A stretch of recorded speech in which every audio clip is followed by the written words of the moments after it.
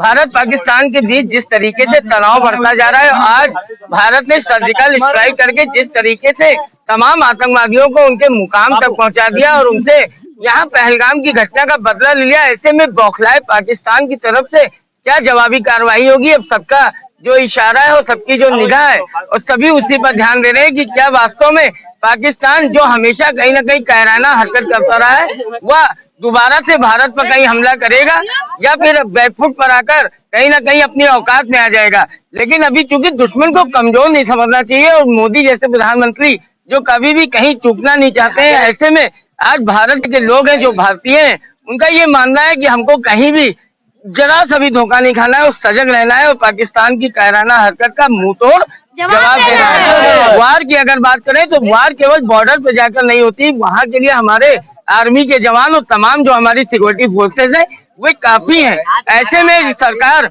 हमारे सिविलियंस को ये बता रही है कि बचाव भी एक तरह का वार है और हमारे जो सिविलियंस हैं उनको बचाने के लिए किस प्रकार की मेथड का इस्तेमाल करना है, क्या क्या तरीकों का इस्तेमाल करना है, उसका मॉकड्रिल सरकार के निर्देश पर गोंडा में किया गया शहीद आजम सरदार भगत सिंह इंटर कॉलेज में।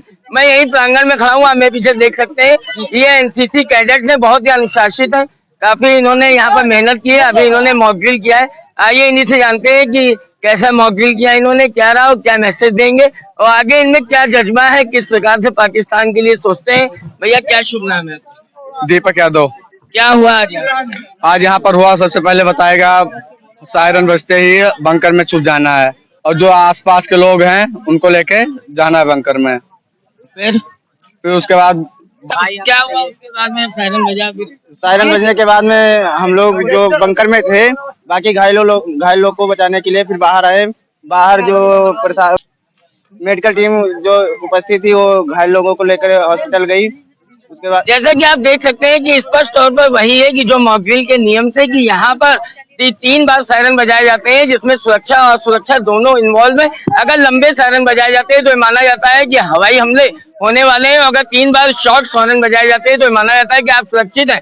लंबे सायरन के बाद जिस तरीके से यहाँ पर बमबाजी पाकिस्तान की ओर से की गई, जबरदस्त बमबाजी की गई और कई जगह आगजनी की भी घटना हुई, कई जगह आग लग गई। ऐसे में यहाँ पर जब सिविलियंस, जैसा कि उनको बताया गया था कि जैसे ही सायरन बजे उनको एक सुरक्षित जगह पे चले जाना है, जब सुरक्षित जगह पे बंकर्स में और तमाम ऐसे शेल्टर्स में जाने लगे तो उसके बाद में जो कुछ लोग चोटिल हो गए, शायद कुछ कारकॉलिज भी हो गए जिनकी मृत्यु तक हो गई, वे लोग रास्ते में ही गिर गए। फिलहाल आधे से ज्यादा लोग बंकर में चले गए, लेकिन बंकर से वापस आके उन्होंने अपनी पूरी जो भारतीय जिम्मेदारी है उसको निभाया। भारतीय नागरिक होने के नाते उन्होंने उनको उठाया और ले जाकर जो एम्बुलेंसेज जो यहाँ मेडिकल टीम चल रही थी उनकी एम्बुलेंस से उनको हॉस्पिटल पहुंचाया और जहां जहां आगजनी की घटना हुई थी वहां पर दमकल कर्मियों ने जाकर आग पर काबू पाया। तमाम प्रकार से जो छींटे आग की लपटें उठ रही थी उन पर काबू पाया। फिलहाल जिस तरीके से ब्लैकआउट की बात अभी डीआईजी ने कही है, उन्होंने स्पष्ट तौर पर कहा कि अगर आवश्यकता पड़ी तो फिर ब्लैकआउट की भी घोषणा की जाएगी, जिसमें ये स्पष्ट तौर पे कहा गया है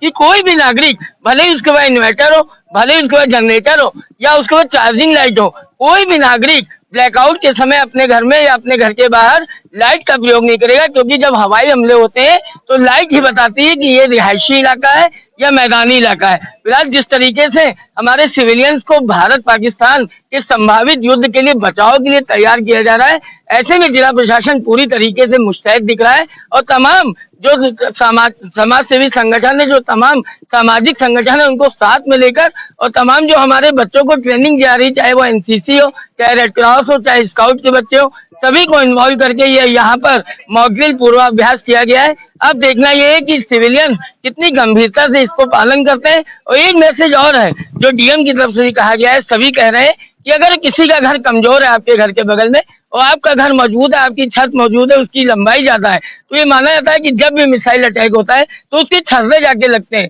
ऐसे में उसके छर्रे से बचने के लिए आपको बैक होके जाना है, घर में जितना आप अंदर जा सकते हैं जाएं।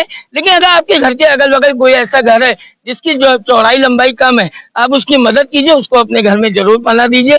यहाँ पर किसी को कुछ नहीं है, सब भारतीय हैं। अगर किसी को आप बचा लेते हैं तो उससे बड़ी कोई जीत नहीं होगी।